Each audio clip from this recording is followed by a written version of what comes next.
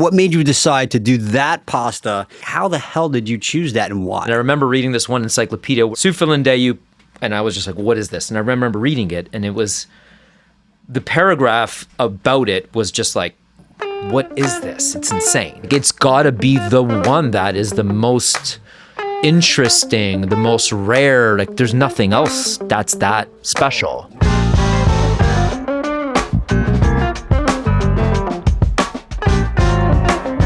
Welcome to Industry Only here at the Cheese Store of Beverly Hills. My name is Dominic DiBartolomeo, and next to me is Andy Wong. And today we have a very, very extra, ultra, super special guest, Mr. Rob Gentile. This whole intro that he's doing. From Stella Restaurant in West Hollywood. Rob, welcome to the cast. Thank you very much for having me, guys. This is an honor, a pleasure, and a long time coming. So, Rob, I think that you've broken the seal. You're part of Industry Only because we were just in the San Gabriel Valley a couple of days ago eating with our friends Eve and Leeway. By the way, how do I not get invited to that? I didn't even get a missed call. It was just nothing. Dumb. I would have came. No, you wouldn't. We have. can't even. 1,000%. No, you wouldn't. Where's it? Is it San Gabriel Valley in California? Why you don't get invited? Yeah, because you never show. Oh, stop. So, Dom, at this point, let me think. I've invited you to Sherman Oaks, the Arts District. I think I invited you to South Bay once. I understand you live within 3 neighborhoods. This is fine. There's no fucking helicopter from here to Temple City. The Vespa doesn't make it that far. Dude, I'll drive that Vespa back to Staten Island. Okay, so we were at Bistro Nas, this restaurant that Dom's never going to go to. By the way, Dom, all of these chefs, all of these well-known chefs go to this restaurant. Like, I wrote a story once, and it was about where you guys broed out without me. Yeah, exactly. Yeah. We were all talking about how you weren't there too. A lot of people are like, well, which restaurant is that? Cool. So we were at Bistro Nas. What was your first STV experience like, Rob? Besides the fact that we were happy that there's no way that Dom was there. Yeah.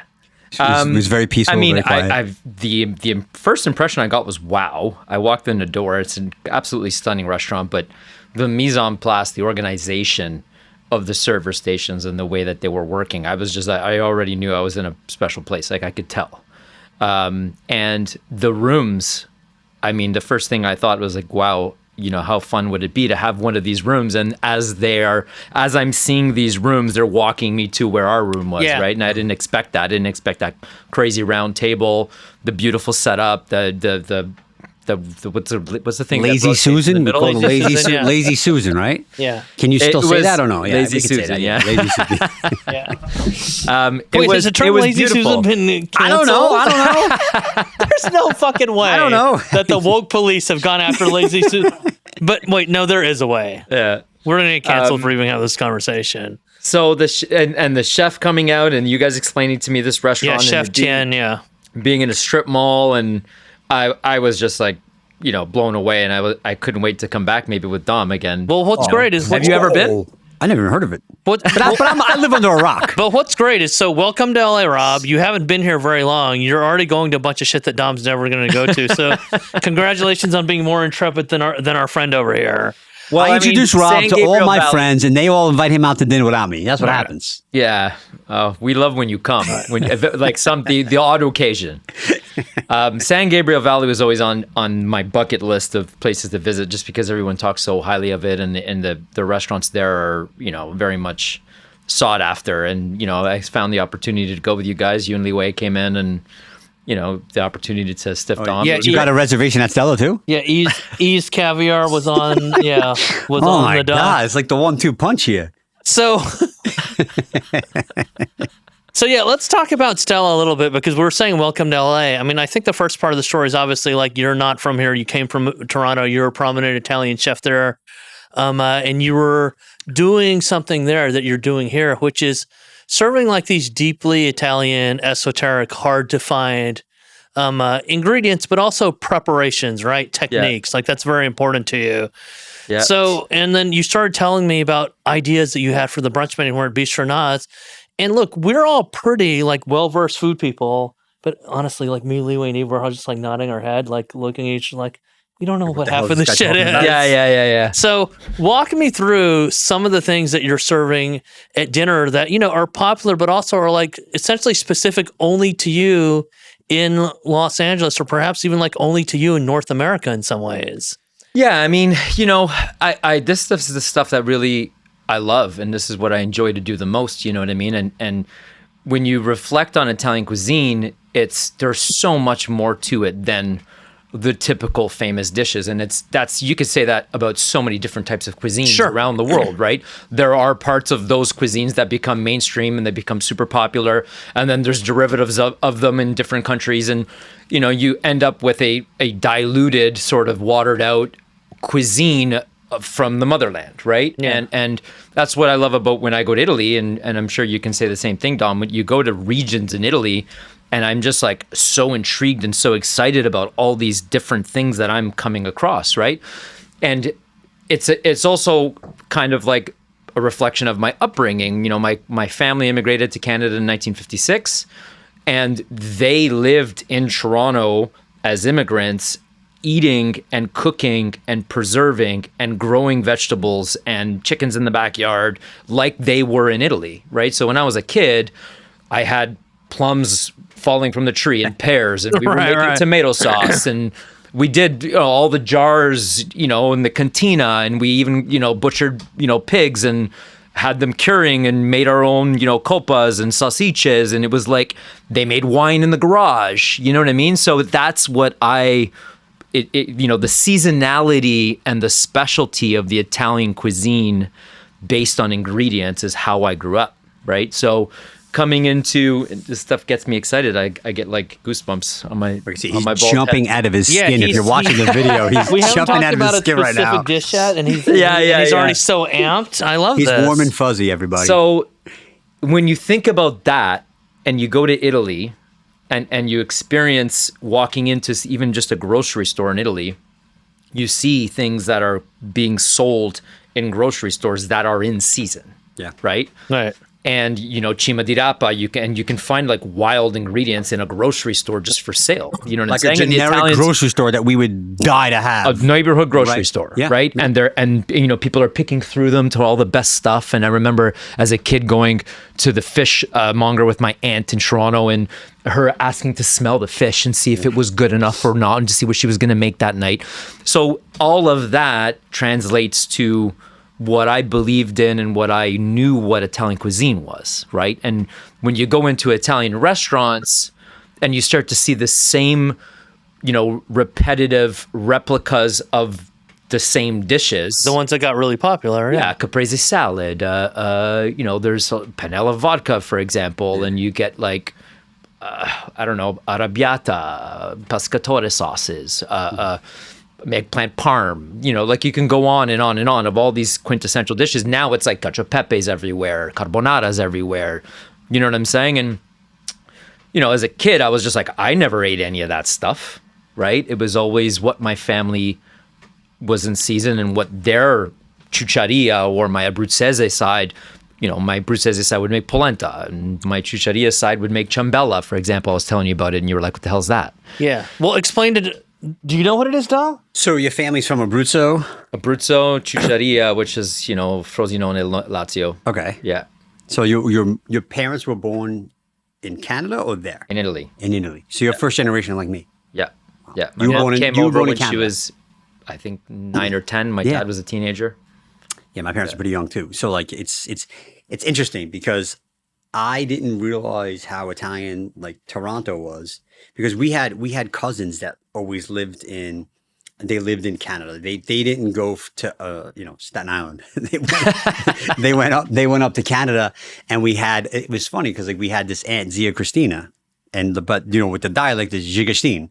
I was like, what the fuck does Gigastine mean in Italian? Like I never even I didn't really understand. But You didn't Zia realize it was Christina. 2 words. Yeah, it was Zia Christina, and she always used to come down. It was like a big family and everything. But like Canada's very, very, very, very Italian. There's like a lot of pockets of immigrant it, population. which is crazy. And a lot of people went from Italy to Canada, and Yep. then some people came from Italy to like Boston, and then New York and stuff. Yep. So like, how did you stumble upon all of these crazy different types of pop? Like there's a lot of like I've been to Italy I don't know how many times now, right? Like there's still things that you're doing at Stella, pasta shapes, and all this other stuff that I've never even heard of before. Yeah, yeah. How did you, like, do you go back a lot? Are you drawing a lot on family? Like, what is the influence there? So, I mean, like, it's years of just, a combination of a lot of different things. Years of traveling there, right? I see you going on all these amazing trips, and you do research trips, and you go and you see in firsthand who's making these amazing products, right? Going to small town, visiting, but also, like, I love buying Italian cookbooks. Like, when I'm in Italy, I'll go to bookstores or newsstands and I'll see what's on the shelf in the food section, because they'll be selling cookbooks at the newsstand. That's how integrated food is to the community. And I'd be like, oh my God, what's that? What's that? And I'll look through them and I'll buy these books and bring them home, because these are books that are written for Italians that live in Italy and are wanting to cook from these books, right? So it's with those ingredients. Yeah. It's very different perspective, and you're looking at these cookbooks. So, you put all that together, and you start to realize that Calabria and the ingredients in Calabria are completely different than Genova, than Trieste or Lombardia, or you know what I'm saying? Like, you can every one of these regions, going. they all hate each other. Yeah. And they all think that their cuisine's better than the other. And but as an outsider, I get to kind of, as an outsider and being Italian and knowing the culture, I get to experience all of these together. Right, because if you're an Italian and you're in Calabria, you're like, Italian cuisine is Calabrese, and that's it. Like, nothing else exists. You can eat anything that will burn your face off, and it doesn't even, you don't even blink. Right, and your background, it's different. Yeah, allows you to sort of be a generalist and like pick the things that you like. Yeah, but that's a special part of it, because you're is. not from a specific area. You understand to appreciate all the different regions of Italy, right, which he is can like. Grab all, but this is an interesting thing, because we were talking about how certain things have become the popular dishes, right? And in a minute, I want to talk about some of the things that we'll you get to the menu in a second. Yeah. No, that we're doing that are extremely difficult. But I want to talk about the menu, but your philosophy, because you still are a restaurant in West Hollywood. Yeah. And you have a dish where it resembles spaghetti bolognese in a way, but it's not spaghetti and it's not bolognese. So tell me just about the mindset where you could do this, but then you decided to do this harder, different thing, and then tell us what that dish is, and then we'll get into the menu. Yeah. Okay, so this is kind of also how I approach the Italian cuisine, because I'm looking at, and I want to create a cuisine that people enjoy and they want to eat every day, because I have to sell it. It's a business, and I want people to come, right? So the obscurity of it isn't the point. I think it's like, give the people what they want, right? And we make a pomodoro, spaghetti. It's a specific, and then we make a ragu, right? And so what is a ragu? You can go to any home in the entire country of Italy and have a ragu. And that ragu probably is different according to the way the family makes it, but it's a meat sauce. Yeah. You know what I'm saying? There's a million different ways of making a meat sauce. Again, I get goosebumps thinking about it, because I envision myself being in Nonna's house and eating a ragu, wanted a noodle right? and a meat sauce, yeah. And so, but here it's a bolognese, right? It's not a ragu. And you tell somebody they're having a ragu, they're gonna be like, "What's that?" Right? So here it's a bolognese. Everyone knows it to be a bolognese, but a bolognese in Italy is a very specific meat sauce from a very specific place, made in a very specific way. You can't just call a meat sauce. It doesn't have tomatoes. Yeah. What's that? It doesn't have tomatoes. Traditional grappa bolognese is white. Yeah. Right. There's probably milk in it. There's probably a little bit of tomato paste. There's probably like wine. There's different ways, right? Sure. He's so worked up right now, guys. Yeah. You gotta see it. You gotta watch the video on this one. He is worked up. It is getting crazy right now. So what do I do when I'm looking at a menu and I'm thinking, okay, what's in season? What do we have to play with? How do we make a spaghetti, right? And then you start to get regional, and there's a specific dish called macaroncini di Campifilone. It's a mouthful. Right. And it says it on the menu, and everyone's like, what the hell is that? And macaroncini, people hear that and they don't think noodle because of other things that exist. Yeah. Right? So macaroni is just a way of saying pasta. Yeah, of course. Right? Mm-hmm. But nobody expects a spaghetti-like noodle, but... Yeah. So if you research it, it's a very specific dish. It comes from the Marche region, and there's like Sagra festivals all around this pasta where, they all get together and they celebrate a specific kind of food. It happens all over the country, right? And there's a Sagra di Macaroncini di Campifilone. There's a collaborative. It's certified. You know what I'm saying? Like, they go through all this can only be done here. Italy, right? Yeah. So there's the meat sauce that they make, the Marchigian meat sauce. My aunt was Marchigian, and it's a lighter meat sauce. It's tomato based. There's chicken in it. There's veal in it. There's a little bit of pork in it. You know what I'm saying? And that for me, that's the ragu I remember eating as a kid, right? Whether it was fettuccine, whether it didn't matter what it was, but it was a more tomato sauce based one, where bolognese tends to be very heavy, very fatty, and the derivatives of bolognese in North America tend to be very tomatoey, very intense, maybe veal stock or jus added to it, whatever, right? So when we conceptualized Stella and we were like going through the menu, and it relates to every category of the menu, you know, we're like, okay, I want to do a pomodoro, but I want to do a pomodoro the way I had pomodoro growing up, right? And that for me was everybody, all the different families in the neighborhood getting together in the alleyway that connected the houses with a huge caldaya pot and all the jars and the bushels of tomatoes that they laid out in the garage, okay, for the exact amount of days. And my uncle would go in and turn them, okay, on the floor, and being like, okay, Saturday we're going to make sauce because they're ready. Everybody get together. And everybody would go get together and we'd all make sauce. Okay? It's emotional. Right. So yeah, this is your And happy memory. The cantina was all jars. Mm-hmm. And when we ate pasta and it was a pomodoro, I remember it being one of the greatest things ever. And to this day, if you were to ask me, and everyone asked me, what's your favorite dish? What would what's your favorite Italian food? What do you like to eat? I'm like, a pomodoro. Yeah, tomato sauce, yeah. Yeah, if it's done right with basil and garlic, and they would just put it in the jar and boil the jar, right? And with a nice handmade egg noodle or a sheeted egg noodle, like a fettuccine or something, it's a game changer, right? Even pasta asciutta, even dry pasta, it's amazing cooked al dente, right? Mm-hmm. So at Stella, right, getting to the menu, we're all swallowing because we're hungry right now, right? Starving after you just described that. Yeah, are you going to put some sandwiches on the table? I'm just... Yeah, I know. No, Rob doesn't eat carbs. Everybody knows he doesn't eat carbs. No. Yeah, it is. Yeah, it's recycle. It's not even real. It's been here since season one. The Rob. grapes are fake. That was in plastic. Yeah. So when you get to the Stella menu, and what I love to do with food and Italian cuisine is like, okay, can we in California get, because in Canada, I didn't do it like that because we didn't have the kind of fresh tomatoes that we have here. So what is available? I can get incredible San Marzano tomatoes here 10 months a year, fresh. You got to be blown away by the produce in California. It's It's insane. the best in the country. It's incredible, far. right? Yeah. So we buy 120 pounds of tomatoes a week. Wow. And we cut them in half. We put them in the oven, right? We do them our way because we're not putting them in jars, right? I put them in the oven just to cook. And they go through a passata machine. Mm-hmm. And the passata machine is that cone that spits out the seeds and the skins. Bro, you're talking to a guy whose father and grandfather made a passata machine out of an old, like, washing machine motor. So I know exactly what you're talking about, bro. Like, I have pictures, like, the way you're telling the story, I see my grandfather and myself doing that in his backyard. Yeah, it's with about the furnace it's roasting. about the upbringing. And then I also see my parents just did that a few years ago in the middle of the pandemic. They're like, yeah, we have all these tomatoes from the garden. Like, we're going to run it how through. great would it be to get like a collage of photos from like old school Italians in their garage processing food?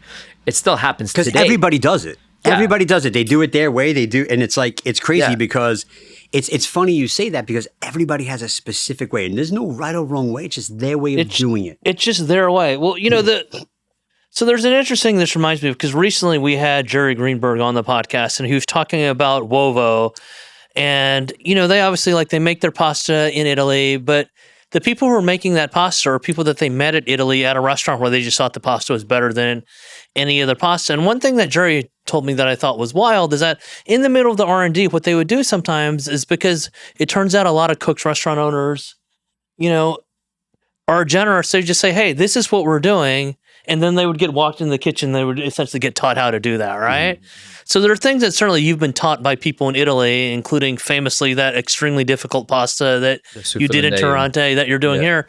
So how long did it take you to learn that? And how do you convince somebody to teach you that? Because I think there's only a couple people in the world that were doing it at one point, right? And if I could back that up, what made you decide to choose the absolute hardest pasta with I don't know how many hundreds of seats you have at your restaurant, but what made you decide to do that pasta in I mean, it's a high volume restaurant. You have a lot of seats and you're always in demand. Like, how the hell did you choose that and why? Yeah, I mean, explain what the pasta is and how many strands you're pulling and all that. But I want to know why you decided to do it and how you convinced somebody to be like, oh yeah, you can go make it, sure.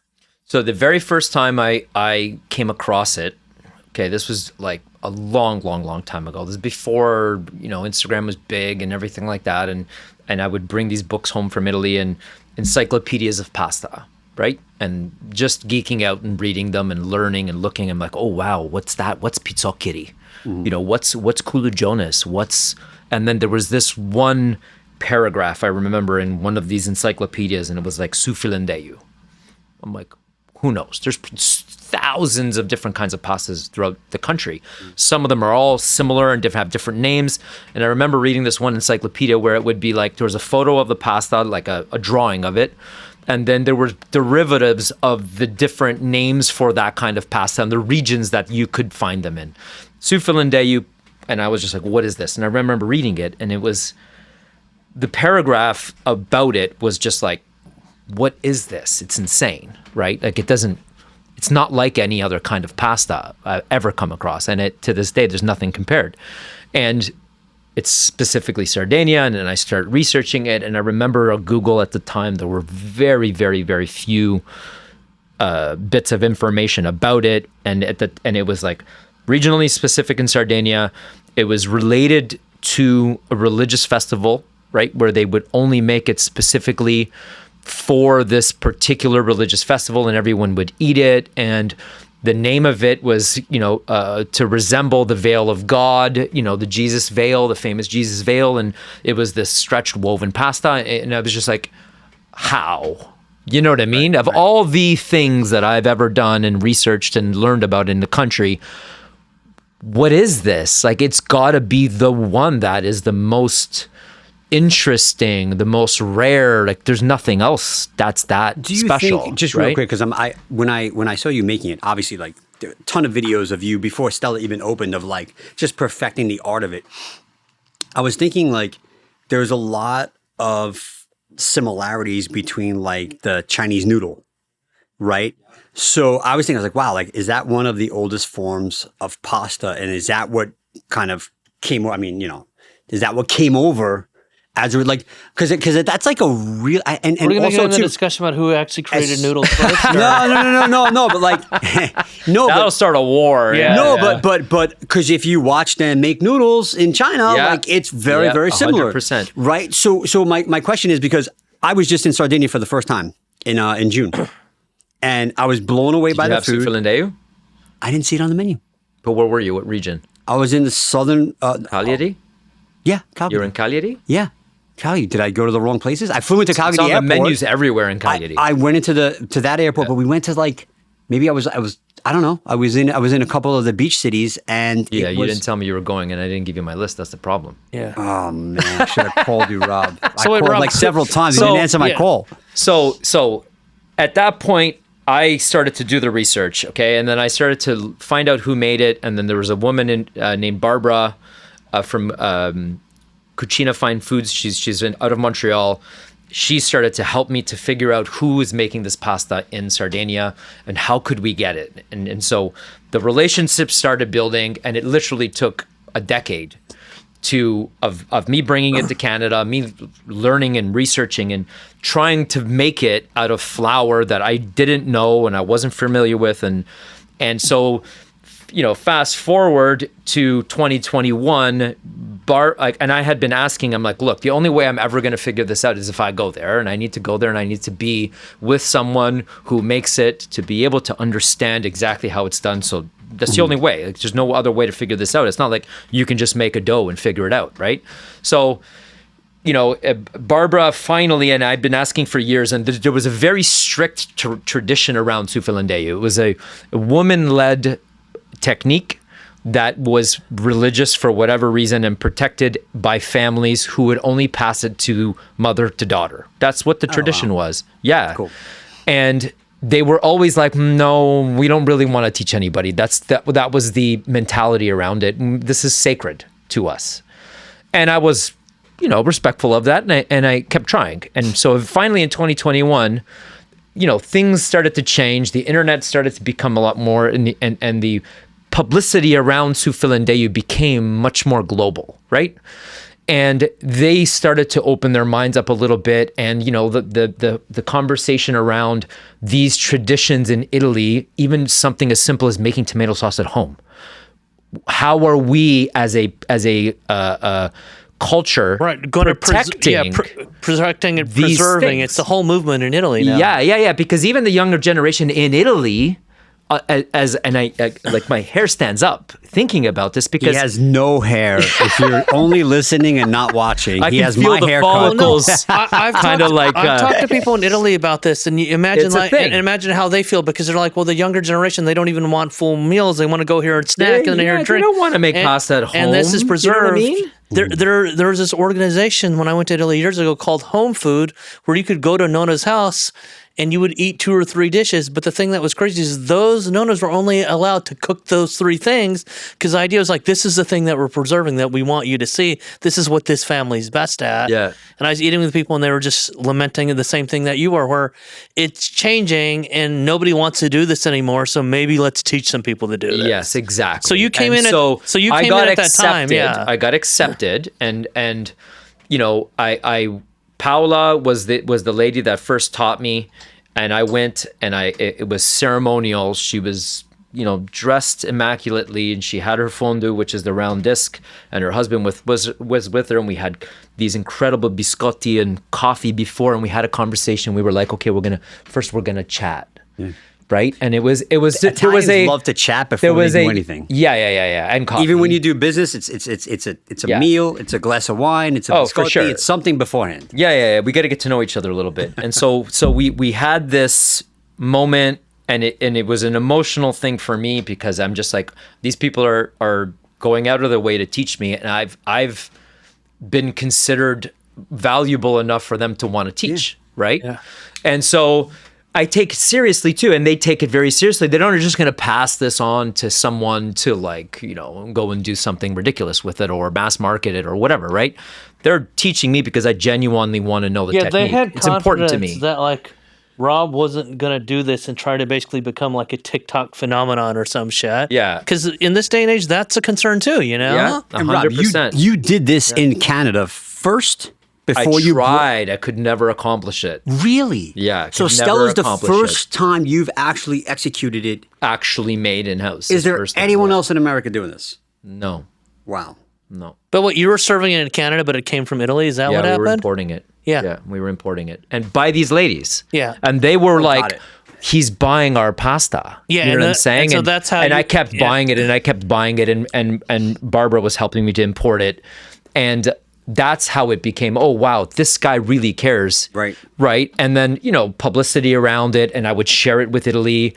And even when we went to Italy to learn, there was an article that got put out that was like, these Canadian chefs coming to Sardinia, like a local newspaper, to learn our traditions. You know what I mean? And there was that positive or negative? Oh, it was a positive one. You know what I'm saying? And like I said, I think that the mentality changed. The mentality changed, where it's like, now they're like, oh, we better change or we're going to lose it. Yeah, or the culture. Yeah. Right? It's funny because because sometimes it's so protected, they don't want to give away their secrets. They don't want anyone to learn. There's that mentality, but I feel like that mentality is becoming much lesser, and the new mentality of promoting it, getting people excited about it, is becoming more important to the Italians. They're doing things with their hands. They're not worrying about everything being optimized. And they're much the culture is very protective over their culture. Yeah. That's, you know what I'm saying? And now that they're in this position where they're like, uh-oh, we got to do something about it, or it's just going to keep dwindling away, and they're witnessing it. That's where I think the swap is, right? So I learned how to do it. And me and David, who joined me, one of my colleagues who makes pasta in Canada, David Marcelli, and we stretched and we learned, and we were next to Paola, and Paola said to us, and we completed a fondue. A fondue is a round disc. So it's 3 layers, okay? The dough it's an understanding between flour, water, and salt. It's an understanding of hydration, and it's not a formula, right? I can't say, it's 42% or 48%, and this much salt is what you do. And that's how I was trying to make it originally. And I was Right, you're just like, just give me the fucking recipe. give me the recipe, right? But what you realize when you're starting to learn how to make it, and what they kept telling me too is like, stop thinking about the formula and focus more on the way it feels, right? Because it's so volatile in the stretch in your hand that the feel of it on the table when I'm kneading it determines when it's ready to stretch and whether I'm going to accomplish this 7 wild. stretches. So it's basically, you start with a log, you roll it out, you get the texture right on the counter.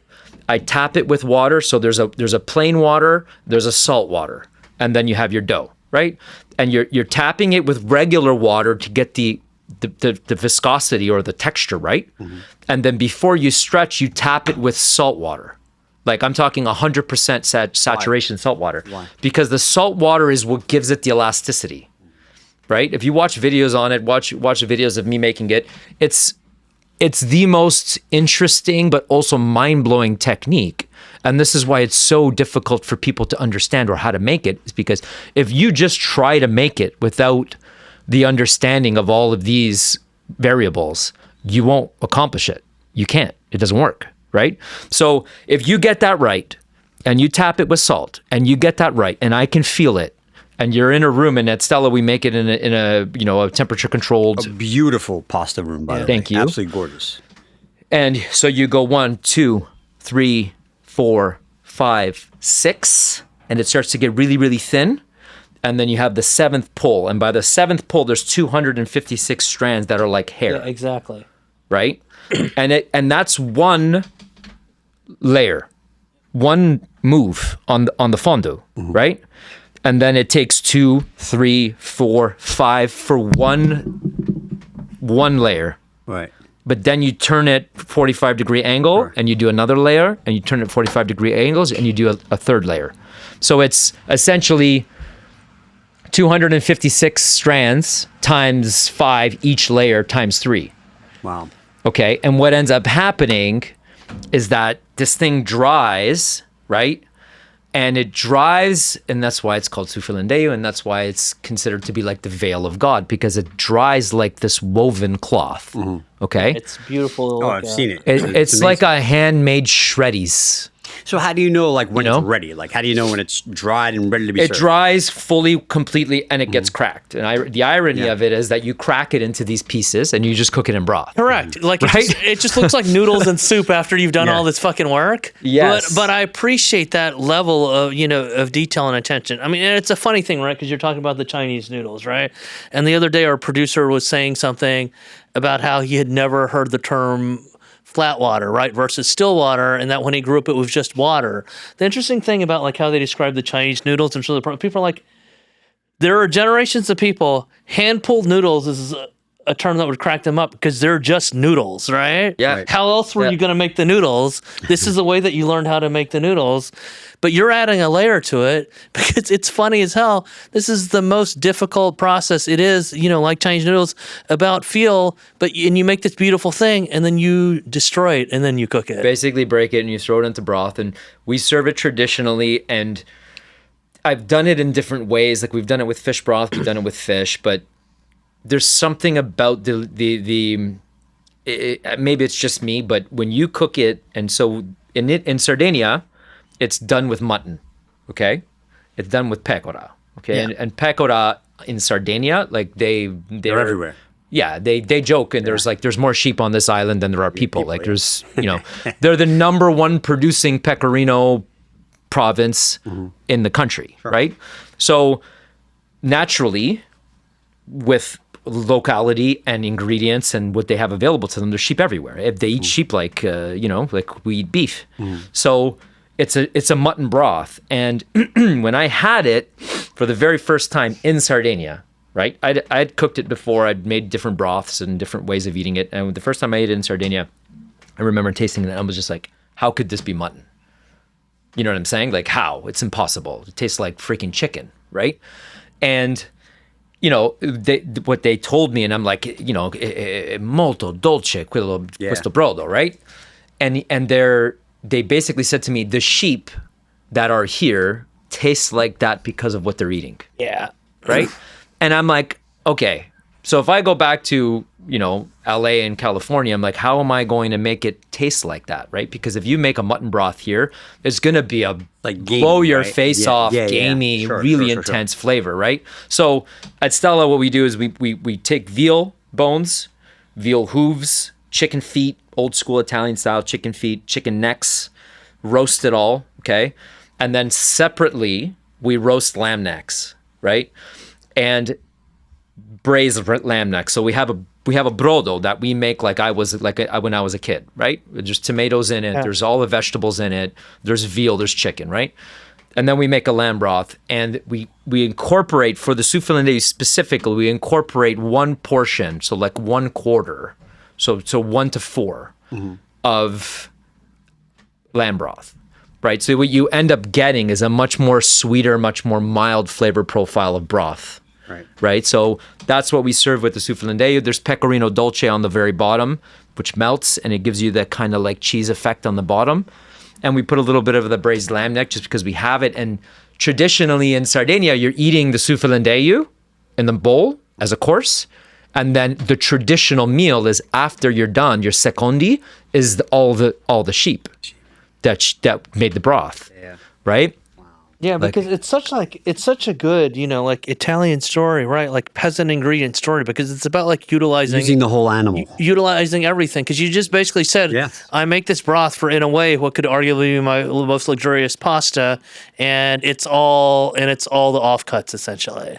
One of the most memorable experiences of my entire life was making that souffle, eating it, and then having that sheep in the agriturismo up on the mountain in Sardinia, and being like, all of this came from within like a mile. Yeah. Right? Yeah. And that for me was that's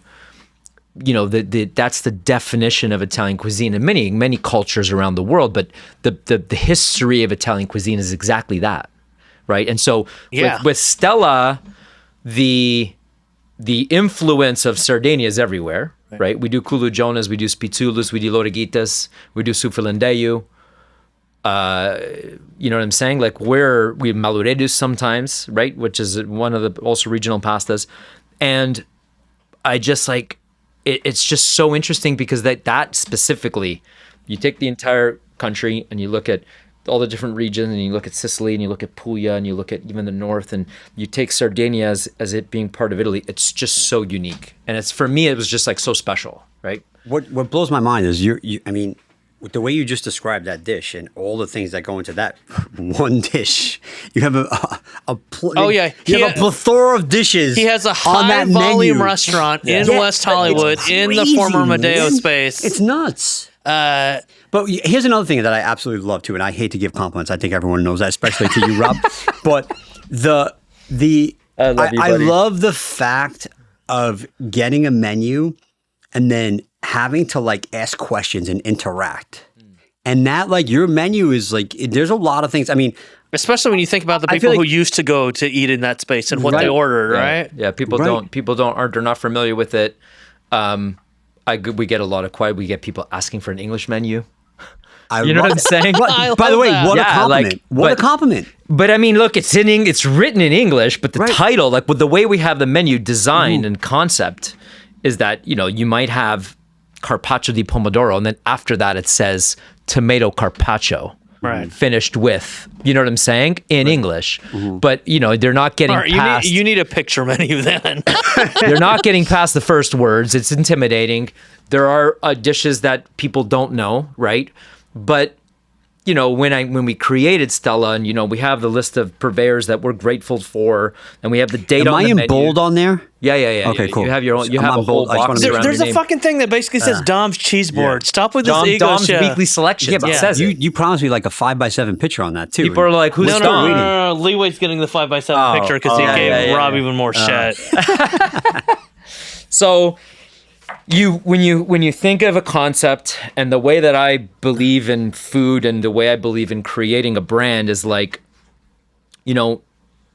the idea is and the hope is that once you start to develop your clientele and people start to understand your food, and people are like, you got to have the spitzulus when you go to Stella, right? And it's like, think about orecchiette. Orecchiette is a famous pasta. Rigatoni at one point, no one knew what the hell it was, right? Right. Oh my God. So what's no. the difference between a orecchiette and a spitzulus? The only difference is familiarity, right?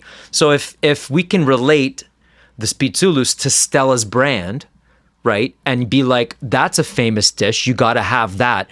Like, how many restaurants do you go to that are like, oh my God, you got to have that dish they do, right? And before knowing or eating it there, you probably didn't know what it was, right? But it's now a famous dish and you can only get it at that restaurant. And so that's my hope, is that, you start to see what we're doing and you start to believe in the carpaccio di branzino, and you're like, oh, you got to get the tableside carpaccio. And you say, and the spitzulus is already like, it's number 2 seller pasta on the menu, right? Wow. People know what it is. What's now. number 1? Number 1 is orecchiette right now with the Brentwood corn. That seems really popular. Yeah. And then we'll do strozzopreti. Like strozzopreti is also one of those pastas that people aren't that familiar with, right? So, that's kind of the idea. And we I don't want to do something.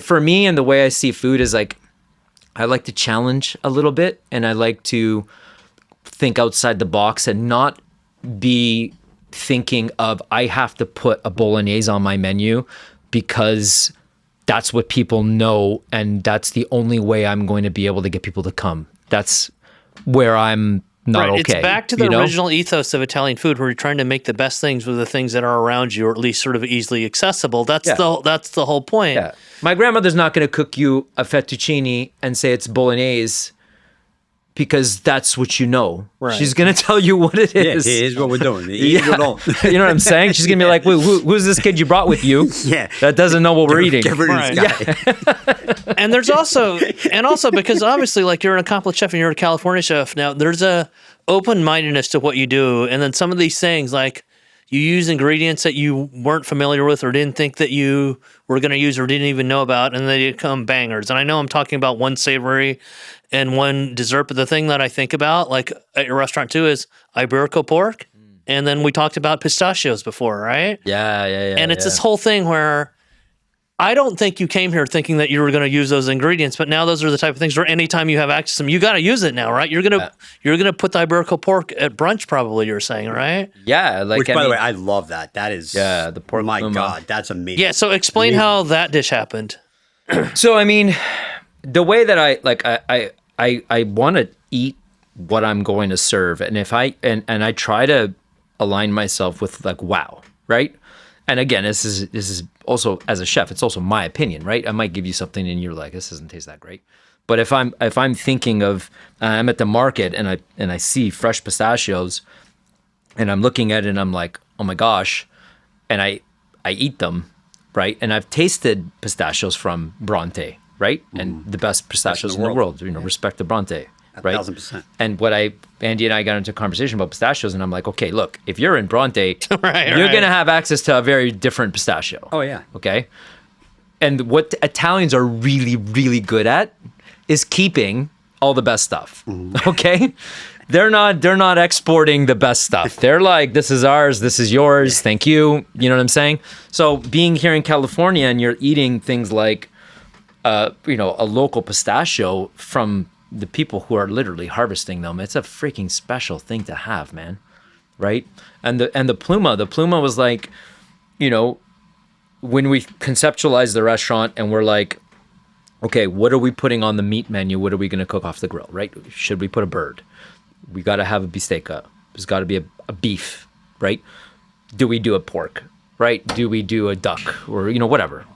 Sarah Fiore, my chef, we're talking and we're like eating and every time we came across a pork cut, we're like, it's good, but is it wow, right?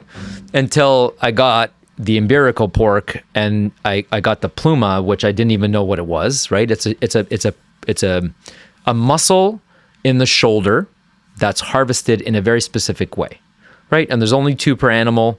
There's They not. call it the feather cut, right? Yeah, there's not an abundance of them, and it's very much like a spider steak. Like if you're a butcher and you know how to butcher animals, and you're breaking down meat for a butcher shop, there are certain cuts that butchers know how to harvest, and they're going to take them home. Right. Right? They're going to take them home. There's no point in me Yeah. selling these 2 steaks. My family's going to eat them. They're the best, right? Yeah. You're not going to get any value out of that.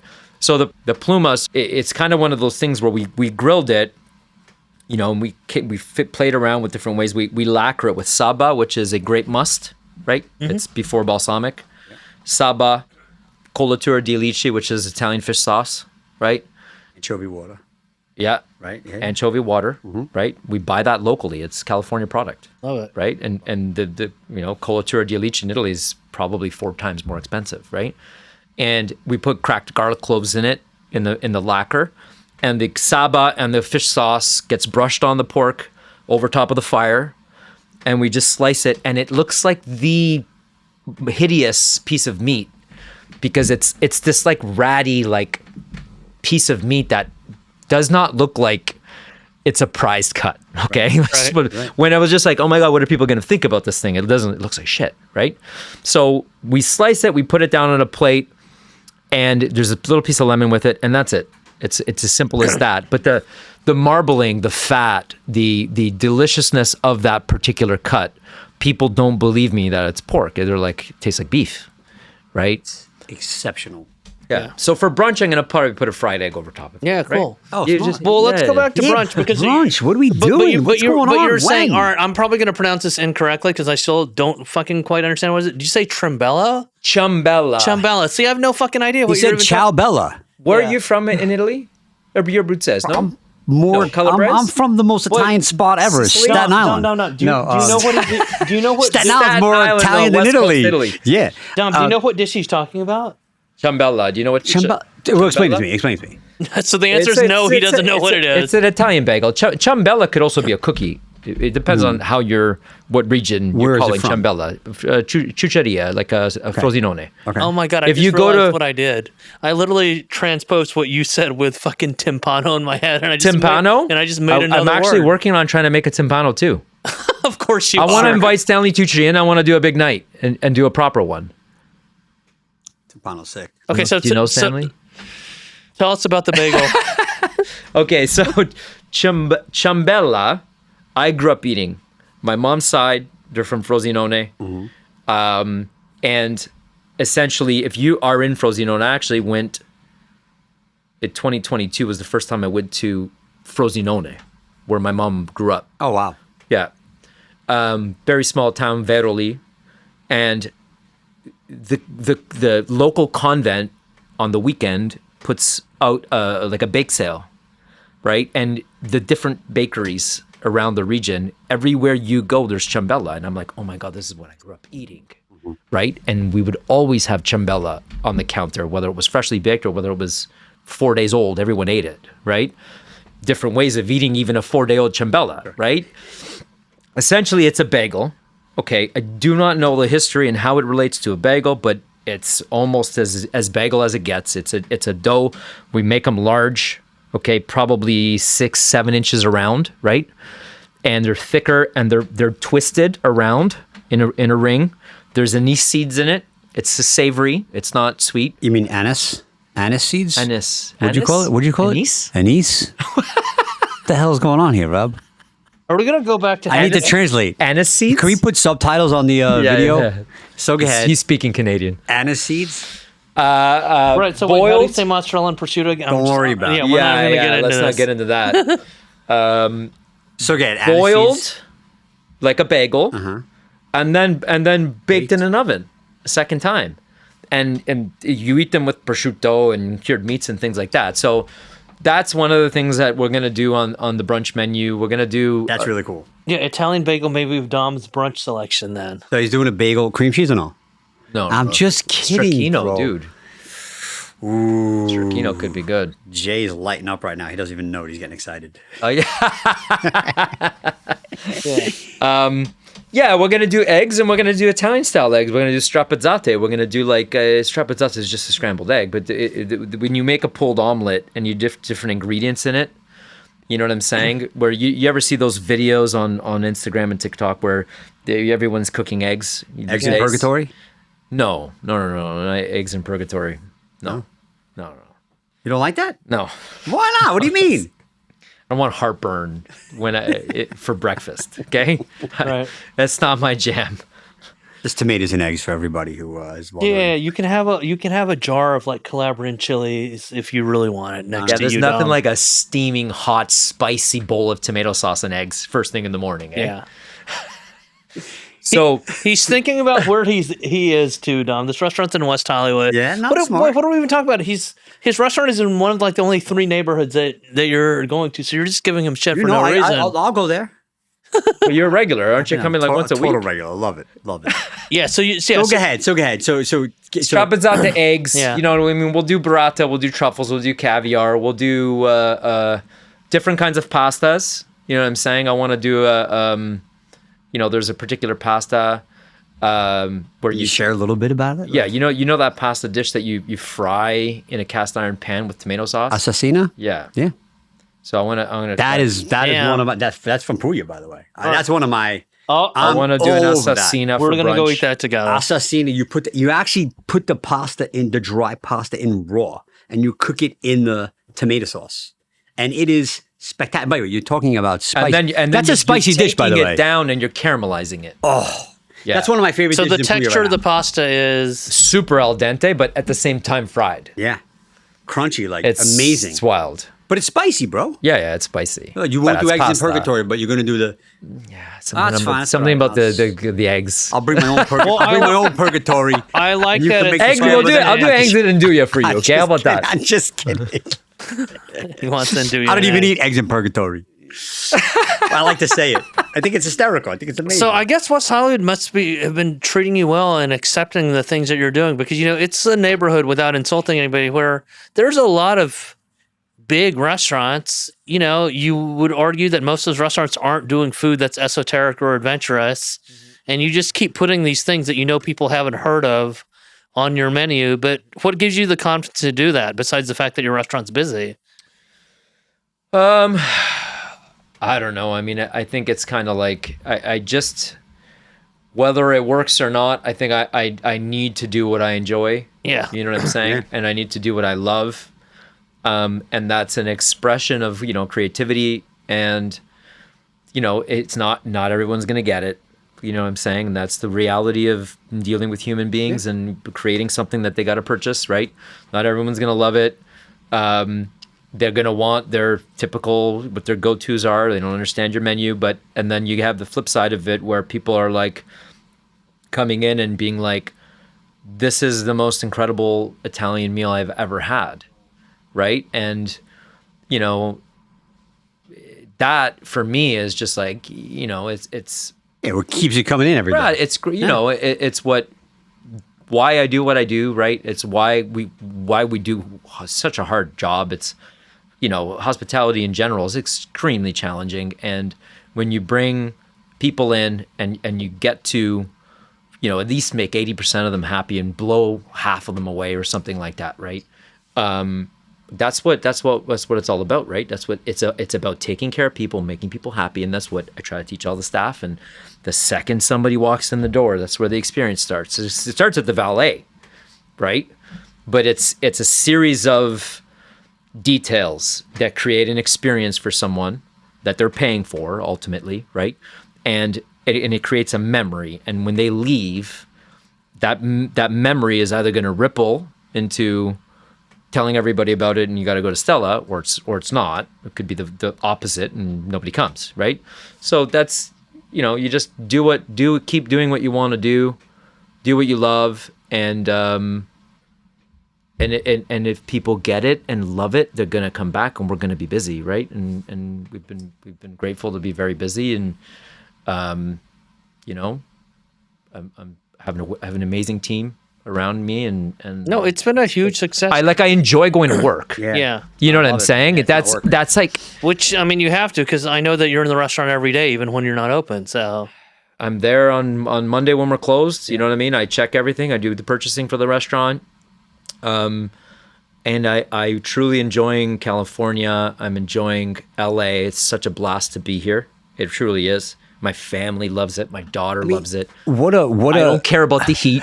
Okay. Yeah. I'm like, a complaint. Yeah, I'm like, dude, you won't just be shoveling snow. find the shade. You're fine. Yeah. Okay. Canada, you'll be melting in the shade. You have nice air Bro, like conditioning. think in your about restaurant, too. what a big risk it was. Moves his whole family down here from Canada, and what big shoes to fill. Like you went into an iconic space, and you're crushing it. I mean, right. my hat's off. Right to you. in a neighborhood that has, as a lot of us have discussed, extremely high minimum wage. I mean, the highest in the country, and also, in a city where it's hard to have restaurants. One of the things that it was important for me was like when we came to open here, and I told everybody, all the staff, and everyone that I work with, I'm like, guys, this restaurant's not about me. It's not about me. It can't be about me. I'm not the kind of person to like go into a city and be like, flexing. Here I am. And, Right. right. The ones like I said, that are, that's not me. That's not what an experience in a restaurant's all about, right? Sure. It's about the team. It's about the brand. It's about creating something, right? So that's one of the things that I was making sure that we're like, look, it's not me. It's about everybody involved. It's about there's a lot of really great famous chefs who've come here and fizzled out, but and part of that was just because the narrative was presented in a way where LA is like, well, we don't want this shit, and you know who they all are. Yeah, and for me, I'm just like, it's got to be about the food. It's got to be about the ingredients that are incredible about this place, right? Like when you go to the market and you see these insane figs that are like, in the citrus fruits, and you can keep going, right? And you put that on a menu, right? And you come in and you have a lardo di colonnata with fresh figs on it, okay? And hazelnuts and balsamic and gnocco frito. That speaks for itself. Right. Right? I didn't do that. I assembled it. 15 people probably were part of it, but And the simplicity of it. Yeah, It's crazy. if that's executed right and you have an incredible glass of wine, you captured someone. I'm sorry, like 1,000%. right? I agree. And also, too, you have probably one of the best pastry chefs on the West Coast. Like Dominic Dom's Giammarella amazing. Grew up in Montreal. Italian. One of the best pastry chefs in the country. Sarah Fiore grew up in Toronto. An incredible talent. You know, I mean, you're attracting amazing talent to service there. It's grateful, incredible, man. too. We have a wicked team, and we're always changing the menu. You know what I'm saying? Yeah, Like, you're always changing them anyway. Yeah. I go to the market. I'm there every Wednesday. I'm there Saturday. I'm there Sunday. Saturday, Sunday Hollywood. Wednesday, the big one in Santa Monica, and I'm like, guys, passion fruit. It just started. Yeah, let's go. You know what I'm saying? What's that? Like that crazy green fruit that looks like a dinosaur egg. Cherimoya. Oh yeah. I'm like, Dom, like, what is that? Let's try it. Yeah. We make a gelato with it, right? When strawberries are in season, we're like, strawberries. I'm like, we have a soft serve that twists, which is broken, by the way. You haven't even been here. I've never been to a restaurant where the soft serve worked. Yeah. Every restaurant I go to, the soft serve is down. Yeah, we've. I think there's an opportunity to What make is a proper machine these days, no? I might get into the soft serve business. At least the machines. I mean, that's like every time I go to a restaurant, the soft serve is broken. All right. Well, if the two of you ever have any bandwidth, you can sort of work on that. All right. Well, thanks for being here, Rob. We know that you have 0 days you guys off. very much. Can we do this audience question really quick? Yeah, of course. Sure. Yeah.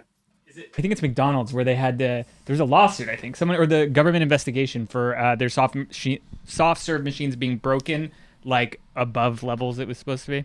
I actually did hear about that. Yeah, wow. That's crazy. But that's not what we're doing today. We had a question from a listener that wanted to write in and ask.